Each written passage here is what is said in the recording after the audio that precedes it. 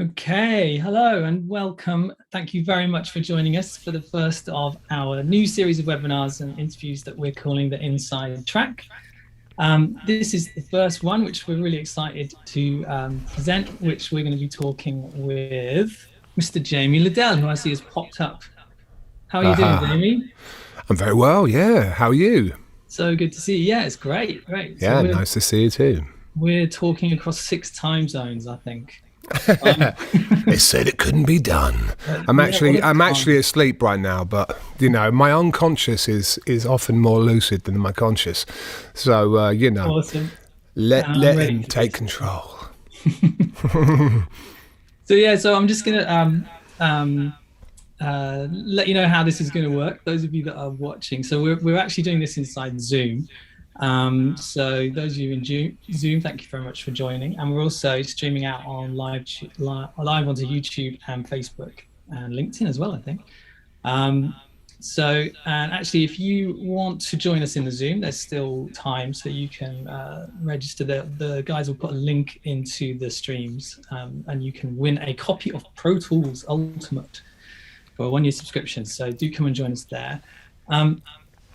We are in Zoom. You'll notice that there are some options for view. If you switch it to gallery view, then you'll also get to see me and Jamie at the same time. So that's probably the best way to do it. We also have a Q&A button, which is at the bottom. So please do pop in some questions for Jamie. If you are on YouTube or Facebook, you can also put questions in the chat. We've got a few of the team lurking to chat, so they'll pass things over. They'll also, if you've got general questions about Pro Tools and stuff, ask away and they will answer them. So cool, but yes, we'll probably save up some questions. We'll have a bit of a chat first. I'm just going to say the next one of these we can do is with the composer Amy Doherty. So we'll put a little QR code on there. I'll put that up again at the end. But for now, I am going to switch those slides off so you can see our big faces. Big face. Like that. Oh, look at the size of that face. Is that a dummy head behind you there? Yeah, I figured if I couldn't do this interview, I'd hand it over to Fritz. Oh, it's over my wrong shoulder. Isn't that weird? It's like the Zoom mirror thing. Yeah. It's a new thing. So good. As good as they say. It's weird. It's amazing. It's great. Simple things. Like if, you try to record. See, this is a thing for me, doing a lot of looping. Say you just feel like, I'm just going to record a bunch of claps now to make this whole thing sound a bit, more human, a bit more moving. You say you've got like a regular mono mic, where you start stacking claps, they start to get really... I mean, you can move around the room and it gives a sense of something. You do that on this thing, it's just like, it's perfection. It just sounds like it's really happening. It's really like a world of difference. Anyway, I wish they weren't so expensive. It's just ludicrous. You're actually using it as a dummy head. It's not just a studio friend. Yeah, well, that is quite a sad idea. But hey, it is quite weird. Sometimes you it's less of a studio friend, more of a sort of a surprise and like, oh God, just forget it's there, and it's sort of, its human form can do a bit of a sort of a surprise pseudo spooky number on you. But they don't advertise that in the brochure. But yeah, it's cool. So I wanted to introduce you a bit. People might have come across you in lots of different ways. Possibly like this, doing podcasting. That's right. Recent. Yeah, although I don't usually appear. I'm usually, behind the wall of the pod. The pod garden. Pajamas. Yeah, exactly. I'm not far off today, to be honest. So actually, I should probably cue up why we're here. Apart from that, I've got a ton of things I've always wanted to ask you. But with the idea of this kind of webinar series actually was to just get a chat with some people who've kind of made successful careers in the stuff that Avid does. So music, yes, and TV and film and broadcast and all that stuff. And kind of learn how you got into it and what you've been doing and the usual kind of advice for the people that would like to do something similar. Not the usual advice. You can get the usual advice anywhere. This is going to be, but I know what you mean. Sorry, that's just me being annoying. But No, it's sort of interesting yes, actually for me how much it might have changed, I guess. I suppose that's my nervousness coming over. Like, will I be able to give novel new advice? Because that is something I take really seriously. Because doing the pods, it's been 4 years of doing the pods and trying to do things like the nitty part of the show, where I try to demonstrate techniques. I mean, it gets kind of increasingly difficult over time because I feel like I've done quite a lot of the things I like to do. Yeah. So finding new things, I think this is quite a YouTube phenomena too, sort of when people are kind of, out there always sharing tips and tricks, you sort of almost hit a wall at a certain point where you're like, let's go back to music theory, because it's sort of like it's always useful. Do you know what I mean? Anyway, that's an aside. I know, but yes. It's easy to get burnt out, I guess, for people that are doing the kind of online content. Yeah. It can be, yeah. But then again, music is bizarre, isn't it? Because it just keeps on giving. You know what I mean? Yeah. It never gets actually, dull. that was one of the reasons why I wanted to chat with you, was because you seem to have done quite a few different things. And I mean, I don't know, I've probably made up a story for you, but it seems like you've kind of done what you wanted to do, not really just followed any of the sort of traditional grooves. Yeah. Well, hey, I suppose in certain regards that's definitely true. I was on Warp Records, for example, for 14 years. So in that regard, that's very much a label that was all staunchly independent.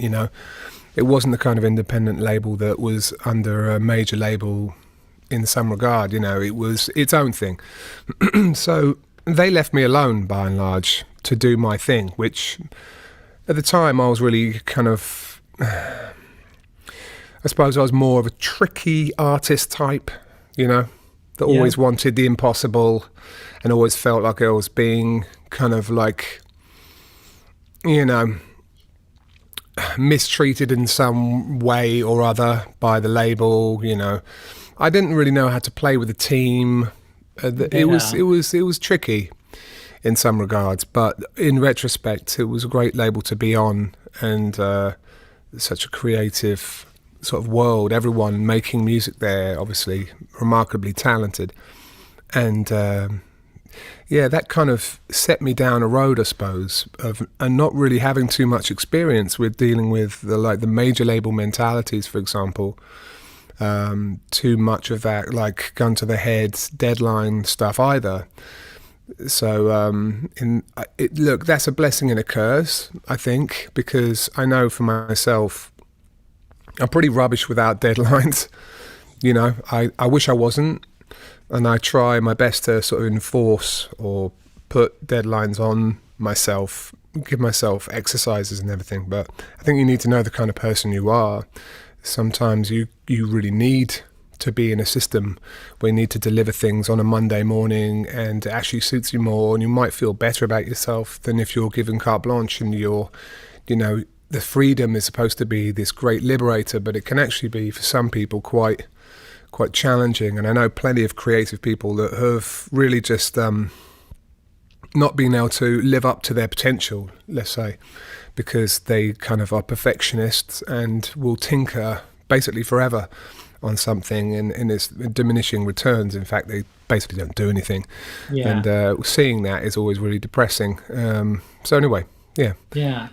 Well, I might come back to that, because I'm sort of curious whether you are a bit more kind of just free to do what you want to do now. But let me take you back, because please, thank you, because I first came across you with Super Collider, which great, about. That was, what a great band. Thank you. I came across you guys at a great time when I think a lot of electronic music and dance music, especially on the live performance side, was getting a little bit stale for me anyway. And it was just like, wow, here's some people that are doing some really funky stuff that you can play. Right. Yeah. And it was you good. And I don't know if you remember Stuart Price's band Lay Rhythm Digital. Absolutely. Were like, wow, these guys are like a rock band doing electronic music. This is great stuff. But how did that come about? Was that your first kind of thing? Or were you doing stuff before that? Definitely doing stuff before that, the usual, stuff at school. I was always into music. I was sort of, funnily enough, I was in a band with the drummer of Slowdive, Simon Scott. He went to my school. He was like the cool kid at school with the skinniest jeans and the coolest hair, and just like, I felt really lucky that I got to hang with him, basically, because I was much more of a nerd. Still am. But yeah, he taught me, for example, he kind of gave me the advice to buy Tego Mago by Can, which like totally changed my world. And that was a lucky school experience. It wasn't a regular school experience in that regard. Now I look back at it, but I was playing guitar then. I just wanted to be Prince, so I just sort of had Prince shit on my walls and got all the same pedals as he had. I saved up my lunch money. I didn't get a full lunch so that I could get like 80p of the lunch.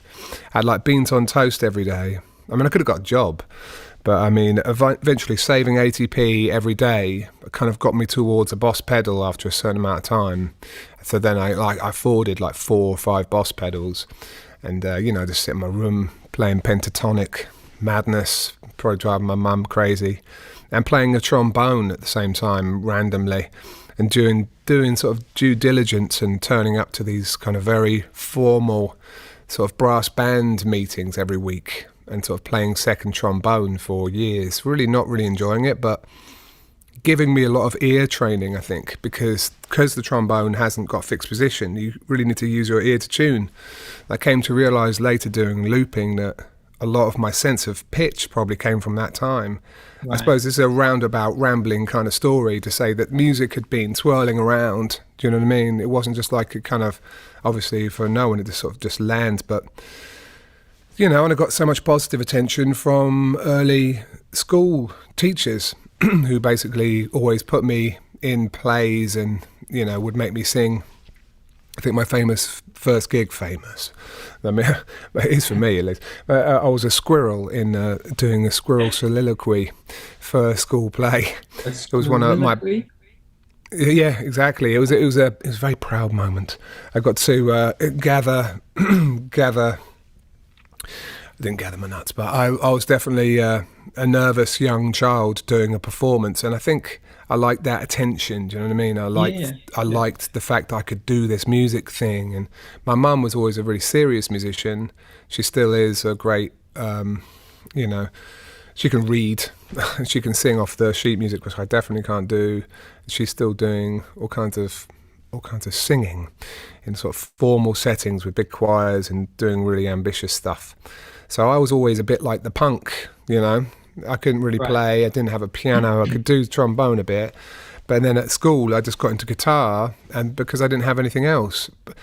But then when I was about 16 years old, I was always going to London and going down Turnkey and the music shops and checking out the newest tech. At that time, it was the D50, Korg M1, the Akai S950, and my grandma gave me like £2,000, like from some kind of inheritance. It's more money than I'd ever seen.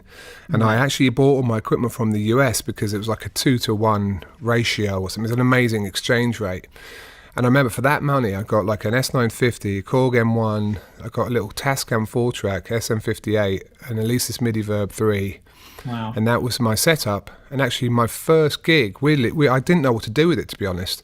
I just had I thought, I really need a sampler. This is the new thing. I kept reading about it. I was avidly reading like these, avidly. You can use it like that, yeah. But I was checking out all the music mags and just thinking, okay, these samplers, what's the deal? I got this sampler and I just didn't know what to do with it, to be honest. But eventually, a guy in the little village I was living in, Brampton, just outside Huntingdon, Cambridgeshire, name check Brampton, rave crew. There isn't much there, but not very far from me, actually. Is it not? Yeah. They see, the vibe. I mean, basically, some sort of relatively, I don't want to use a term like disparagingly, but he seemed a bit shady. This guy in the neighbourhood somehow caught wind. Now, this story is not clear in my mind, but it's absolutely true. Caught wind that I had a sampler and I was about 16, and was like, oh man, he gave me like a breaks record, and I started to get hip to the idea of sampling off breaks records. And I'd go down to Cambridge and I'd get like a street sound. I'll get a couple of like breaks records, and I'd be like, oh yeah. And now I see what the sampler's for. You can give yourself a backbeat that's not horrible. Because I actually had this Yamaha drum machine for a while that was a true turd. It was like an RX-15 or something. It was horrible, that thing. Yeah. And I just thought, how are you going to make music on this? Because obviously I did the thing as a young kid, so I'm giving the whole story now, but of like, doing the two tape decks in my mum's living room. Everyone did that. You had to do that. That's a rite of passage if you're into recording. Play it off the speakers, record it on the other little one over here, and do the second track. And the hiss levels was, it's borderline hipster. It was hipster noise levels at that time. So we wanted to get rid of noise, and so like I would try to get these really pristine samples into the S950. The guy came along and said, hey, do you want to do a gig? And I was like, what? Because I started to do these sort of novelty sort of hardcore tunes, because at about that time I started getting to rave. Yeah. It was just early rave.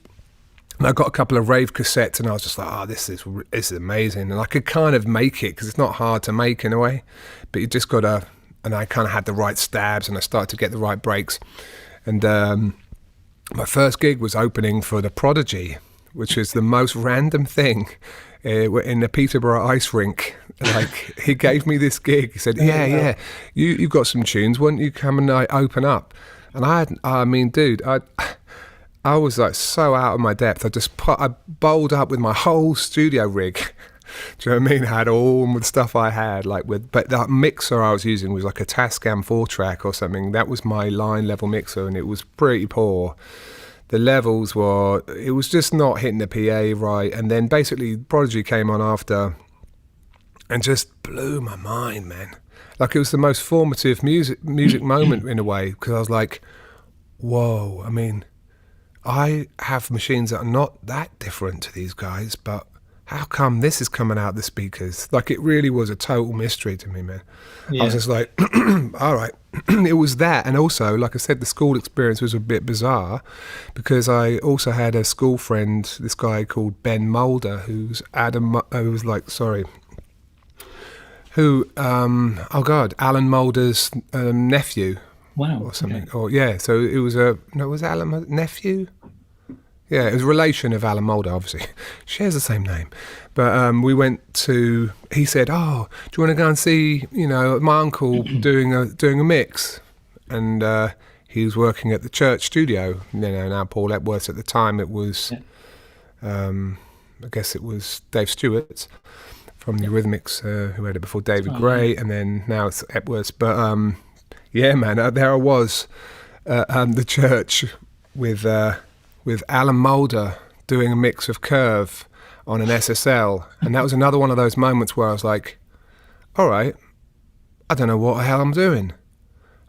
Because I heard what was really cool actually about that whole experience was I heard the basic tracks come up on the board, and I'd made a little bit of music at that point, pretty shitty stuff with just some MIDI in my machines.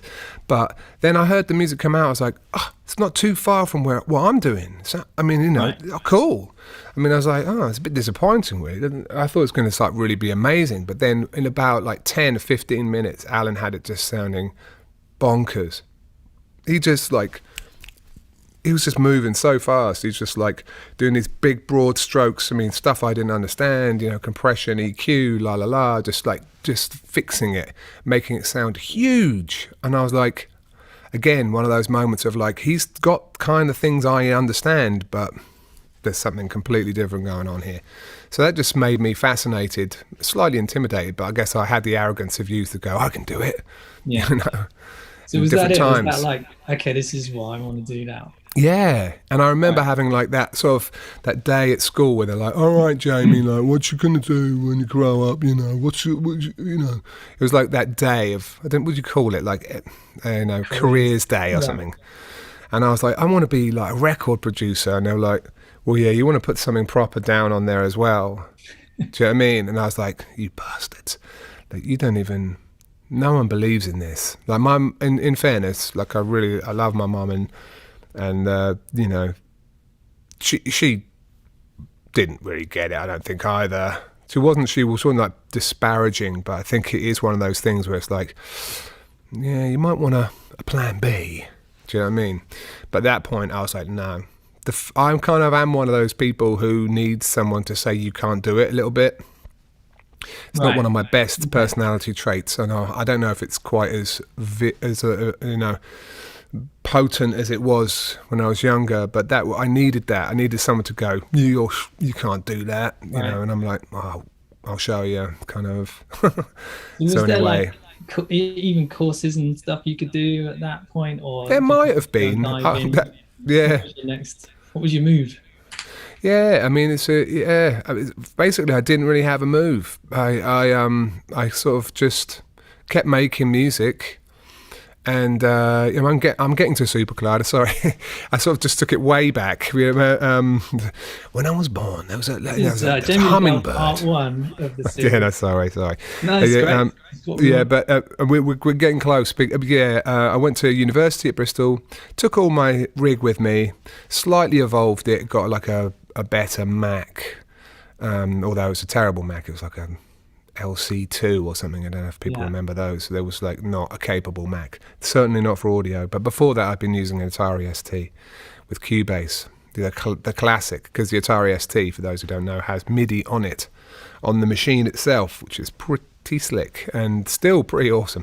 But so there I went there, and again, school connections coming through. I'd been making these songs, just in my bedroom, start to sing a bit more, as I'd done for years, but just sort of, not with any real purpose, I suppose. There was some musical kids at my school, and we were all kind of vying for being like cool bands and like, whatever, but it was all pretty low key. But I sent my demo tape to this kid who went to Strong Room Studios, he passed it on to someone at Strong Room, this guy Mick Shiner, who sort of went on to manage the Streets and other. Great Mick. Mick's an amazing guy. He's a big music fan and a big advocate of new talent, and just like a great supportive energy. I mean, he really did a lot for me, Mick.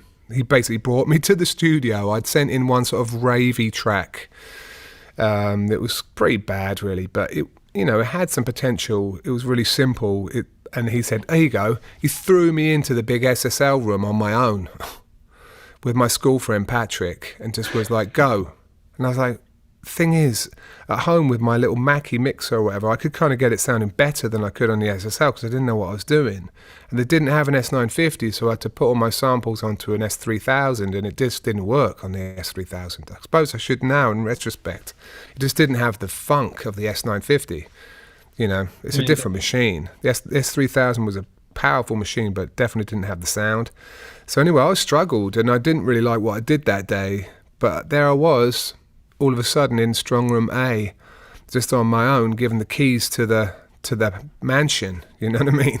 Yeah. And it was a crazy moment, and basically that didn't really go anywhere. But accidentally, almost, I met two other guys there, Phil Wells and Jason Leach.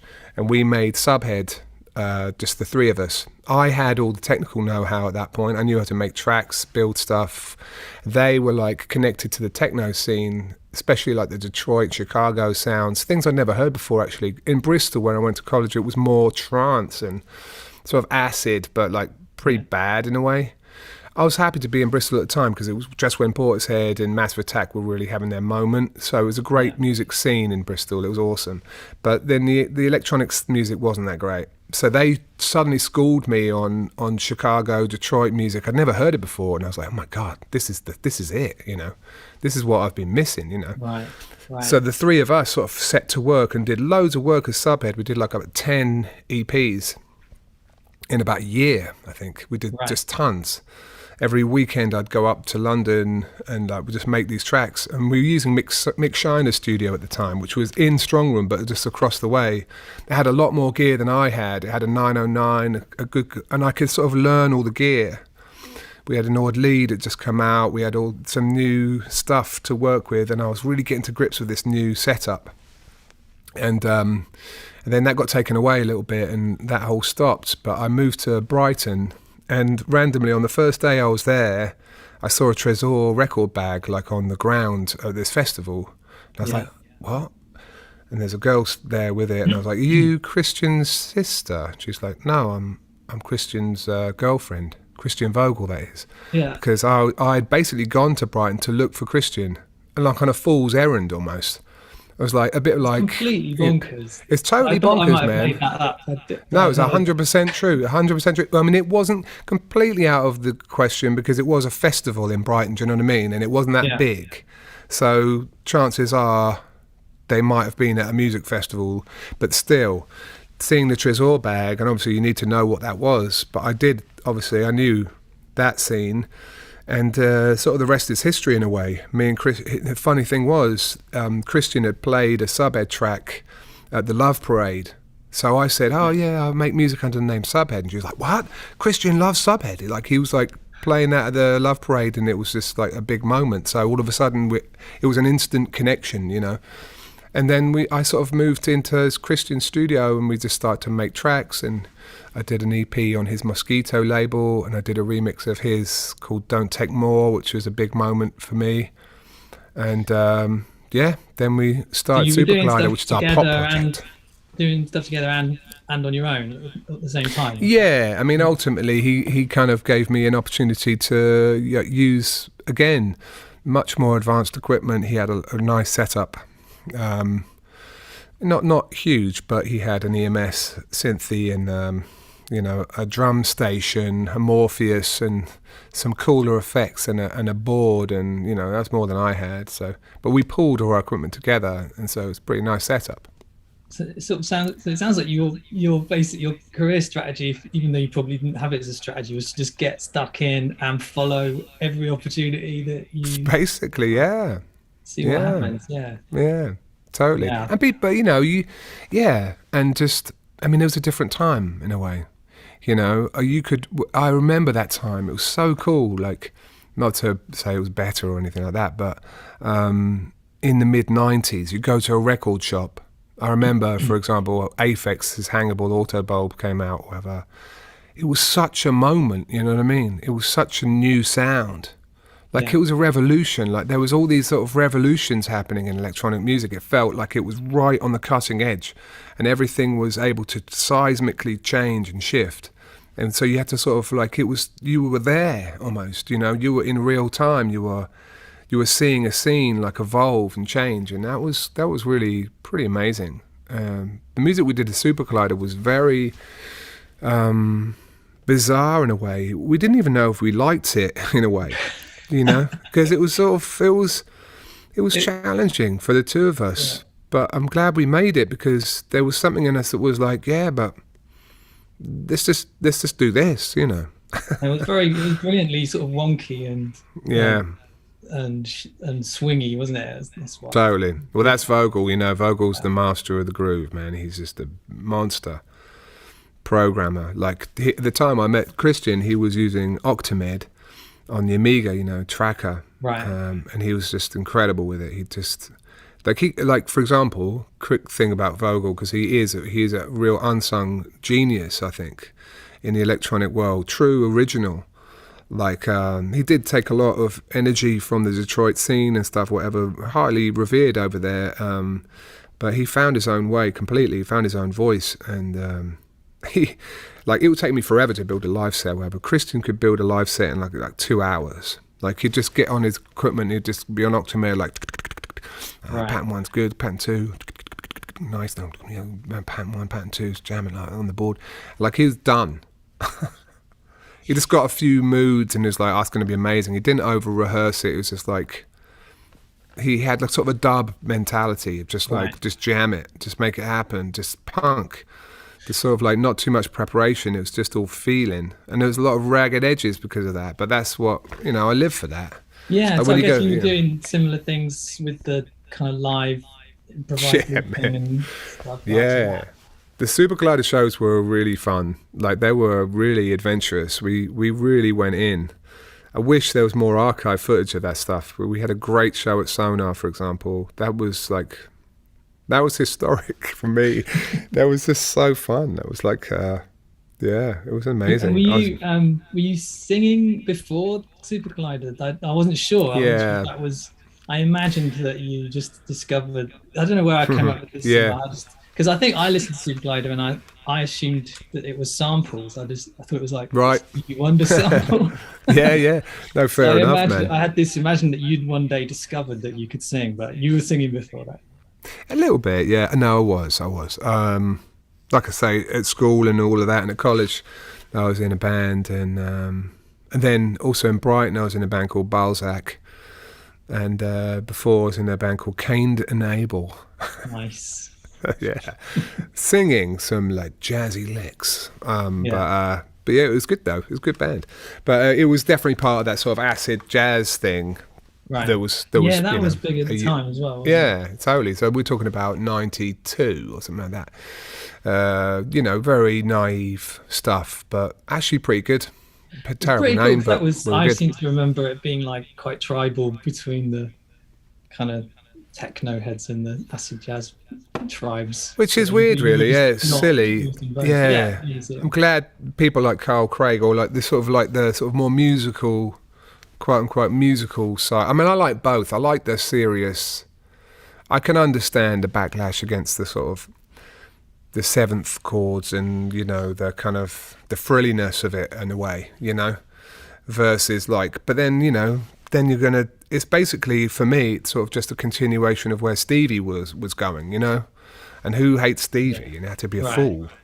So it's like, you're not allowed to like Stevie if you like, acid tracks. It's like, whatever. See, that always burdened me about the electronic music world in a way. Because in time, I think it did become, at least in my perception, more like a bit of a boys' club of like faster, harder, louder, And I sort of kind of gave up on it a little bit then. I was like, I need music because I am more driven by song. Which is something that kind of I had to realise, I suppose, over time, because I like the machine music a lot, but I needed to get back to songs, which is, what happened later. Is that right? Yeah, that was my next question. I don't know. Yeah, I'm drinking a massive water now. Yeah, go. It's good. Yes. Okay. Refreshed. Yeah, no, so I'm curious, what happened next? How did you move on to kind of doing your own Jamie Lidell stuff? Part 2. No, I'll try and make it concise, bit more concise. Yeah, no. So basically, Warp Records, I got a deal in Brighton. I was trying to impress this guy on a label that I liked so much, Spy Mania, Hardy Finn, who was like the cool kid in Brighton for me, who just had all the Mego records. He just had his finger on the most avant-garde pulse, and like there's this aesthetic that was going on as well, and there was a record label called Trash that was part of the No Future thing, which is part of Christian's thing, and so there's quite almost like a not techno thing, but just a more like the pure punk, and at that time sort of like drill and bass and like all the Outer Limits music that was going on. Yeah.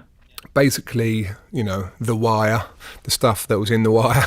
Yeah. But the really cool stuff, an amazing period, anything from Fenez to, Jim O'Rourke to, Square Pusher and so on. So anyway, Spy Mania was an amazing label, and I really wanted to do something on that label. So I actually set upon doing my first LP, which is called Muddling Gear, which came out in, I think, 99. Although it was done a little before that. But yeah, that was a really ambitious record that, had a little bit of singing on it, and that was actually before, it was about the same time as Super Collider was released. I did my solo thing, although it's very much under the radar. It's definitely like a one for the heads, although it is coming out soon on cassette. Nice.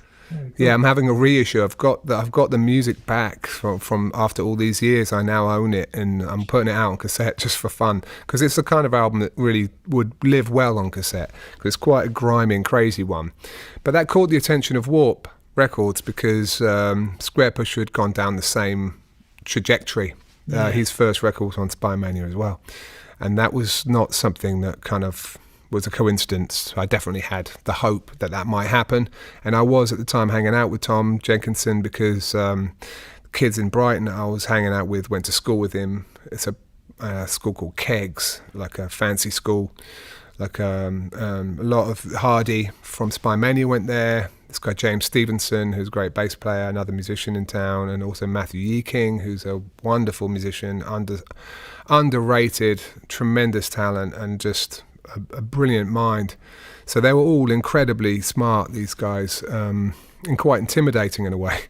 But including Tom Jenkinson, who I did work with. I recorded with him on Music Is Rotted One Note, although he never credited me, but, you know. It's all good. Now you know the truth inside the track, because it's fine.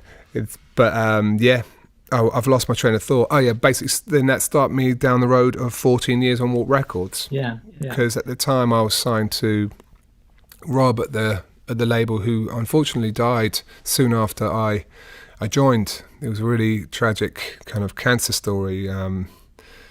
That was really rough, because he was the one really that saw my potential. Not to take anything away from Steve Beckett, but I think he'd agree that it was really Rob that kind of spearheaded my being on the label. Yeah. He was my advocate in a way. I think he saw when I started to do the song Daddy's Car, it was like a kind of a Prince number with like a little loop, and it showcased my R&B side, I suppose. Yeah. Which is definitely, because like I said, I grew up with Prince, and that was just kind of how I learned about music.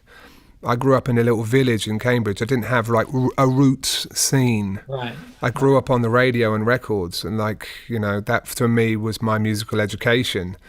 It's weird to say that because, it's a tricky thing, but at the same time, I didn't really care. I just thought, I wasn't thinking, can I do this? Can I not do that? Can I do this? Is this sacred? Is this not sacred? And, I suppose, and I still, in a way, if I was to give someone advice, I think I'd err on the side of nothing is sacred versus everything is sacred. Be careful, because I feel like nothing really gets... A lot of great music has come from the nothing is sacred mentality. Kind of destroying stuff, merging stuff, there's a lot of energy that comes from that. So anyway, that's just an aside. But that's how I started down the road on Warp, really, and then the rest is history. I did a bunch of albums, and then, did a lot of live shows. The live shows are really the thing that kind of, made it possible for me to buy this house, for example. Not to be too... on the nose about it, but I played solo, and it was the only way I could really make money. I moved to Berlin after I signed my deal with Warp and basically ran out of money. The advance was not big. Yeah. The deal was long, 5 albums. It was a big commitment. I didn't really realise what commitment it was at the time. Advice to others, maybe don't take a 5-year contract. Yeah, I was going to ask you that. Would you do that now? Would you take No, absolutely not. It doesn't make any sense in this modern climate, I don't think, at all. Even in those days, it didn't. I actually think I got let off one album early. I'm not a prolific guy. I didn't really do albums every year or whatever. I wasn't like Prince. I kind of was fumbling around, getting stoned a lot, and just sort of living a life in Berlin and touring, to be quite honest. I toured most of my time. And that was really a whole other thing. Doing the live thing. Basically, what happened was I found myself in Berlin. I was like, on cloud 9 in a way. I got my Warp record deal. I was like, well, I got what I wanted, but then I ran out of money. I was like, I've got to make this record, and I don't have a studio, and I don't have any money. Well done. Now what are you going to do? So basically, I sat in my kitchen in Berlin and just sort of started hatching a plan. I basically almost did a sort of an analysis of myself. What I'm never going to be as funky and amazing at the techno thing as Christian. I'm never going to be able to compete on these levels. So I can't do this, and I can't do that, but I have a voice and I can improvise, and maybe I should use my voice somehow. And then actually I love looping, because my guitarist in my band Balzac had a looping pedal for his guitar, and I'd come in and hear him practicing, and I was like, oh my God, I just love this looping. I just love it when he loops his guitar. It Right. just did something to me. It just like made me think, this is such a cool thing. And then I actually heard Matthew Herbert do a show where he had a few little Boss pedals. They weren't, it was looping, but it was just like really short little loops. But still, that was another pivotal moment for me to see the connection between an event happening and then you hearing it and just thinking, oh man, obviously it's so commonplace now with Ed Sheeran headlining Wembley as a solo looper, you know. But back in those days, it wasn't common, and I started doing the looping shows in about 2000. So yeah, 21 years ago. This is quite a bizarre thought. And there wasn't really the tech at the time. There was these Boss pedals. There was a little bit before the DL4. No, it was around about the same time as the DL4 came out. The green pedal that was so important. You know, the Line 6 pedal. Still a great pedal now. But that was really how I cut my teeth. But then I soon realised the limitations of that. And I thought, I'm going to have to get onto Max MSP and build my own looper. So I spent 6 months in the layer when everyone was worried about me, like, what are you doing? Why are you making Max? What's this? I basically stopped making music. I taught myself Max and then made this looper, and then that damn looper was my life.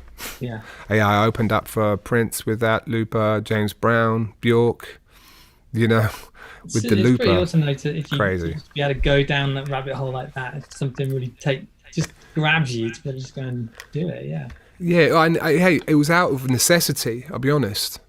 I had a real purpose, and I think that's another thing. If you're a bit purposeless, it can be a real problem, you know. And I needed to make a move. I didn't have any cash, and I had to do something. So that was a lucky choice. Is that why you moved over to Nashville? Actually, I always assumed that you'd gone to Nashville because it's where people would go to kind of work with other artists, or was it not totally to do with that? No, I met my wife in New York after Berlin, and then we thought let's move into a house, let's buy a house. I'm like, let's look in New York. Yeah, let's not buy a house in New York. That's not going to happen, is it? So we're like, you know, we asked around, and a few friends were like, oh, go to Nashville. It's like you get loads of land there and stuff. Thank God we took their advice, because it's not like that now. It's really expensive. It's a nightmare in a way now. Yeah. It's like it's prohibitive, and I don't like that, because, you know, artists, I mean, that's why I love Berlin so much. My rent was dirt cheap, so was everyone's. It was like 2000 to 2008 I lived there. It's beautiful, you know. It's really important. Got a studio there. I assume this is at your place, is it? Yeah, this is in Nashville. Yeah, that's right. Yeah, I love this room. Is that how you work now? Do you kind of write and record and produce stuff in your studio, or do you go and work with other people when you're recording? Yeah, both. I've done a few albums in here. Did the Jamie Lidell album in here, did Building Up a Beginning in here, and then albums for Dave Stewart's daughter Kaya Stewart, and then recorded vocals for Muramasa, for Nothing Matters, Nothing Else, I think it's called. And actually, funnily enough, when I did sort of my big, when I was a participant in a big pop song, the Haley Steinfeld song, Let Me Go, that Ali Tamposi I'd worked with here. She's a massive songwriter. We'd worked on a bit of music with her friend Rabel, another great artist and singer and stuff. And she'd remembered this room and really liked this room. And she was in town with Andrew Watt and Brian Lee, making music for, you know, Kelly Clarkson in a big cold Nashville SSL room. Right. You know, it was just a grey Death Star in a way, this room. You know, very classic, the countertops, but it's the big grey desk. I mean, I had an SSL in here, but at the time I didn't. But it was just hard for them, I think, to get a vibe to write. Yeah. And she remembered this room being light. It's got lots of windows. It's a good positive room to write in. So she said, can we come and write over at yours and maybe with you? And I was like, yeah, great. So actually Let Me Go was written in this room as well. And, you know, that's close to 1 billion streams, and that can happen from the bedroom, you know. That's amazing. Not the bedroom, but it's the home studio. Do Do you have a console there, or is it all kind of into Pro Tools? No, I don't anymore. I've been through a lot of iterations, and I am getting a console actually now. I'm getting a console again, but a Zale AM1, which is a pretty special handmade German console, because whatever. I'm going for broke, but yeah, it's an amazing thing.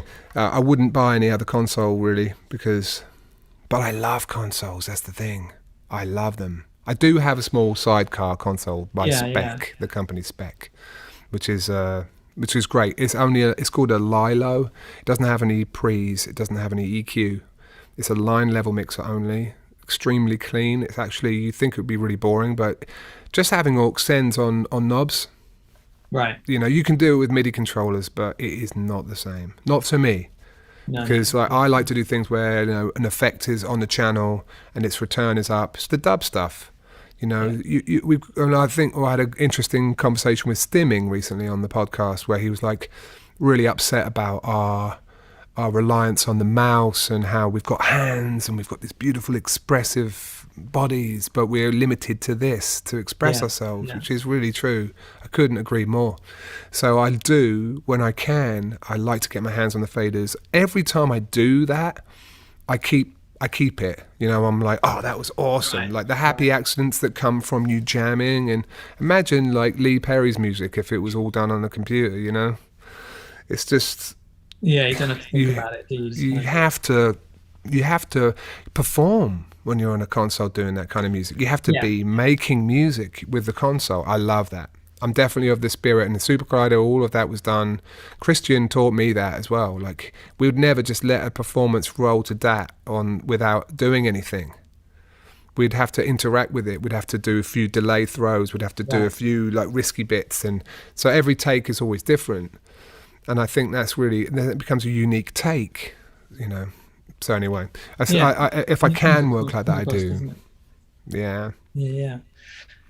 We have some questions, because I'm just indulging myself here with my questions. But how much water is in here? No, I'm joking. It's just a camera trick. So okay, so we've got a question about podcasting. Yeah. So what made you make the move into podcasting? Well, I think I've got to give credit to my wife, because she knows I like to ramble. As you can tell now, I talk all day. And I love talking to fellow musicians, and I always have loved that. So it just felt like, hang on a minute, if you could sort of do that in a way that wasn't really formulaic. Like, I genuinely love just calling someone up and I don't have a plan when I do the podcast. It truly is just a hang, right? Which I hope is what is appealing about it, because I feel like it's just a free flowing conversation, you know. So yeah, it's really that. And then once I got a couple under my belt, I was quite excited. Like, one of the things that came to me that kind of struck me initially about podcasting was, early on, I got to interview Blake Mills and Sean Everett and stuff then, and Dave Stewart. Like, they're all in the first 5 episodes or something. I think it's really early on. It's about 4 years ago now. And I realised that I love Blake Mills. I'm a massive fan. And Sean, obviously, the head, is definitely part of me paying attention to Sean and loving him so much and what he does. Right. He's definitely one of my mentors, even from afar. I just love his anarchic approach to making and recording stuff. But I don't think I would have been able to get in a room, as it were, with Blake Mills to make a bit of music without a lot of toing and froing, like, are you free? Can you record? What's the budget? Where are we going to go? La, la, la. But the prospect of kind of coming over for an hour to chat on a pod, right? Yeah, that's definitely possible. So I've really enjoyed the opportunity to meet all these people that I really admire and love and respect, you know. So that's been a really, I hadn't really thought of that as a benefit, but it's been great just to meet people, man. Yeah, it's a brilliant time to have done it as well. Yeah, totally. Exactly, yeah, right. Yeah. Okay, someone's interested in more of your sort of musical writing process. Right.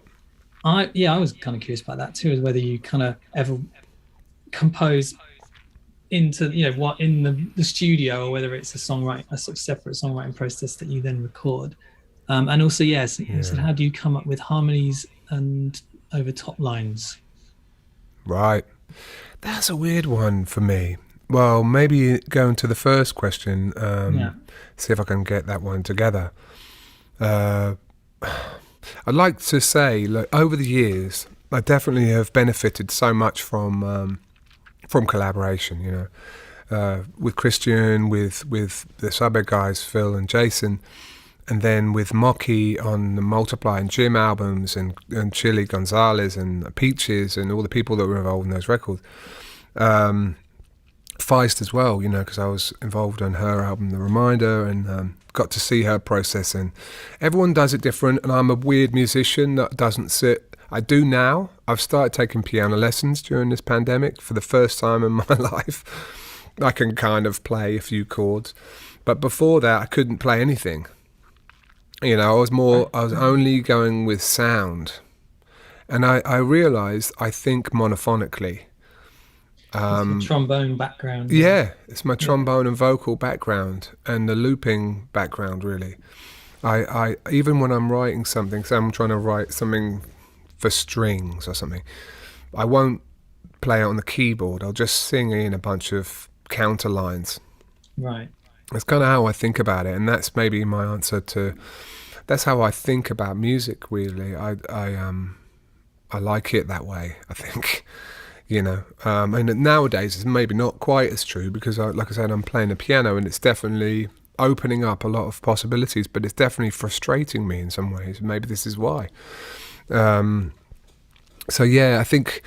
I go about writing music, often my biggest sort of successes have been just what I like to do. There's a few ways. I really actually like this method, having lyrics first. This is actually my preferred method. This is what happened with a lot of my quote-unquote biggest songs, whatever. And then it doesn't always happen this way. Of course it doesn't happen this way. Because but if you do have a little lyrical idea, what I used to like to do is just sit in my kitchen in Berlin again. This kitchen was quite an important room, and then just record into the computer with no backing track, no click track, nothing. Just sort of start to think of the words and what a song could be, and then sing it like that, and then just sort of sing. Then not even think about it, but just record another version where it's a lot slower with a different mindset. I'm like maybe doing it as a ballad or something, then do it a lot quicker and see if it can be like a funk thing, and then sort of basically listen to those cold recordings and go, which one of those sort of feels like it could work, which one just feels like it connects, and like you can kind of really save yourself a lot of time because it sounds amazing like this. Like Another Day was a good example of a song like that. It actually started out as a kind of a Simon and Garfunkel sort of folk thing. Like just me one night. Actually, I wouldn't advocate this, but Mocky at the time, I was having a bit of writer's block. He goes, "Get yourself a bottle of whiskey." And so I was like, yeah, right. So I got a bottle of whiskey. There's a really good whiskey shop downstairs from me in Berlin. So I got a nice one. And I had a night dram. And I started just sort of like holding it down, like just playing guitar and just singing, mumbling some stuff into the phone, and it came to light, and then I was like, that's cool. I liked it, but then it took me, another thing that I like to do. I like to write in the kitchen. Yeah. I don't know. Chopping was what happened with Another Day. I was chopping a carrot and singing the little song, and it was kind of like my little backbeat, and it was way quicker than I'd been doing it. Do you know what I mean? And I was like, it could be it could be a totally different song. So I came into Mocky and I was like, hey, how about we do Another Day like a lot quicker? And it was just sort of like, I think you've got to carry ideas around with you. Sometimes you can just sort of spew it out. Like when I did A Little Bit More, that was just like, I came up with a melody. I thought, oh, that's cool. I know what this song should be about. And I just did a loop on the looper, and then it came right out. Right. And some songs you're chipping away at it for months. Like that song When I Come Back Around that I did. I literally had to go to Australia to finish that song because I was missing a part and I just didn't know what it was until this guy was playing a word or two, and he just was playing like, you know, a really simple rhythmic phrase over the top of what I'd done, and all of a sudden it just all fell into place, and I was like, oh my God, this is it, you know, we've done it, you know, you've cracked the song. I was searching so long for this simple part, and like, you know, I don't know. It's random. Anyway. I'm just laughing because we had, obviously, probably one of the last questions coming was you could give one piece of advice to someone starting out in their music career, what would it be? I'm guessing it's not go to Australia. Although, yeah, go to Australia. That's actually quite a good piece of advice, I reckon, because you get in touch with beautiful nature and fish, if you like fish. If you swim with fish, if you don't like to eat them. And then... yeah, I don't know. I think Australia has been really important for me. Yeah. Yeah, a lot of. What's interesting about Australia, and I don't want to typecast the place, but I think they're a little bit like musical underdogs in a way, and they love music, and they're like so into it. You know, it's like when you go there, like there's a passion for it. There's a little bit different to the sort of like the big scenes, as it were, which can get a little bit jaded a little bit. So yeah, actually, that's good advice. Go to Australia if you can. Yeah, off to Australia. Yeah, amazing. But yeah, no, I mean, I don't know. You know, because and someone else has said about, you know, how's things changed, you know, since streaming. You know, obviously you expand across where you're making your living from sales and live shows, and then now it's. I never made music selling albums. No, okay. Ever. I mean, that's the thing. Before or after streaming, it got worse when streaming came in, obviously. But I've never been a big numbers guy. The thing for me was live. You know, what I like about live is it's something that you can control. You know what I mean? To an extent, at least. I feel like, well, for me, it was the way, and I think you can't often communicate the entirety of your being just on a record because, you know, obviously that's impossible, and you sometimes you try to sort of button yourself up and present yourself a certain way, and it might be less appealing than the sort of more holistic version of yourself often you can kind of get across in a live show.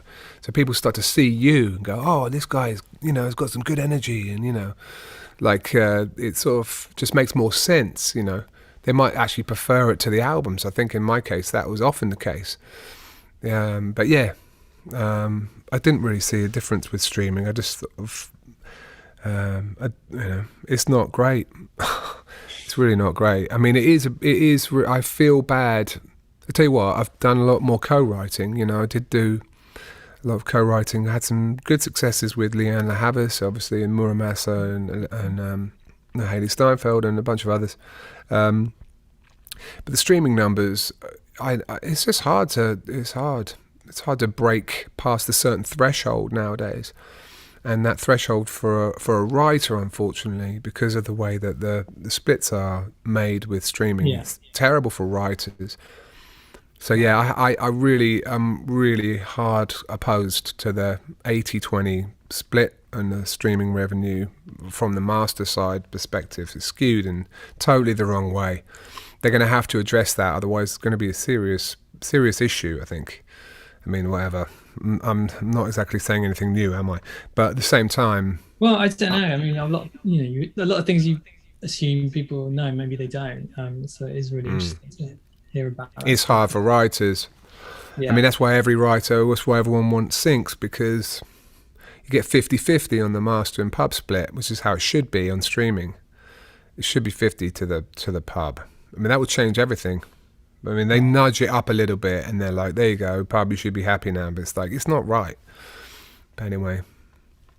But getting out live is definitely... Yes, I think so. But, you know, I was lucky because I got to tour solo and then sort of brought home a little income from that. Yeah. And then later on, I sort of, when I did my tour, my last band, I came out with 9 people and, you know, obviously lost money. I mean, I've lost loads of money on tours. Basically, every time I toured America, I lost money. Even if I toured solo, you know, like it was hard for me to break even just because of the nature of the cost of travel and all the rest of the bits. And it was hard for me. I didn't have much of an audience here. I've never really broke America in any sizable way. I think that's often another really tricky thing for artists trying to come over here. You can maybe get the coasts. So you can do shows in, you know, New York and LA or whatever, but what are you going to do when you get to Dakota? You know, if you're going to take a bus tour, then there's a lot of America where you can't really make a buck. So it's tricky. There's a lot of practical things to it. You just sort of pick your markets and don't try to, you know, There's a few moments in my career, like I met Rick Rubin at one point in about 2008. They were interested in signing me for when I did the Gym album, but Warp Records wouldn't let me go, you know, not to get too, like, you know, inside the track. But I thought at the time that was a travesty, you know, like, you know, I really wanted to go and be on, you know, American or Columbia or whatever it was. Yeah. But I think I might have dodged a bullet there. Yeah, I was going to ask you about that. I mean, you did say earlier on about, you know, quite like the independence of having a label or major label to tell you what to do. I think you got to know who you're in bed with, because I think I've seen artists who have an indie mindset who are on a major label, and I'm like, you do realise it's just a business for them. Like, if you don't turn enough profit, they'll ditch you. You know, because and I do feel like with some indie labels, like something like a Sub Pop or something, they're in it for the music, man. Do you know what I mean? And that's a hugely different thing. So you've got to know what you're doing. And if you are on a major label and you really want to grow it, they're going to be all about it. You know? So if that is your intention, if that is what you want, it's going to be aligned. So I think you have to be honest with yourself and try and align yourself with the correct people. Because it really upsets me when I've seen a lot of great, like, writers that have a lot of good ideas and everything, but they're shackled by their label deals and their A&Rs don't want to let them be something else. And I'm like, dude, the best thing that could happen for you is they ditch you. You know, because then I'd hear this music that I'm hearing you make for me now, they're not letting you do. Like, so that sort of stuff used to drive me a little bit bonkers. Yeah. But for some people, it's a great fit and it works so well. So you can't generalise. You've got, you know, honesty is important. I really love what you said about when you were in Berlin and you just kind of took a very hard look and what are my skills? Yeah, what am I into? Right. Just had to. Yeah, exactly. That's a hard conversation to have potentially, but if you don't do it, then you'll find yourself years down the road going like, oh man, how did this happen? Do you know what I mean? Seriously, you can sort of kind of go with the flow a lot, especially if you've got pushy managers, you've got pushy people in your team. You know, they might sort of have your interests at heart, but sometimes it's more their interests at heart, to be honest. So I think you've really got to just have those hard conversations. And artist types often don't want to do it because we're like little children. So that's sort of an adult mindset versus a childish one in a way, not to get too, you know, pub philosophy on it or whatever. But it is important, I think, at some point to just put the adult hat on. Before you make big decisions, at least. Then you can go crazy.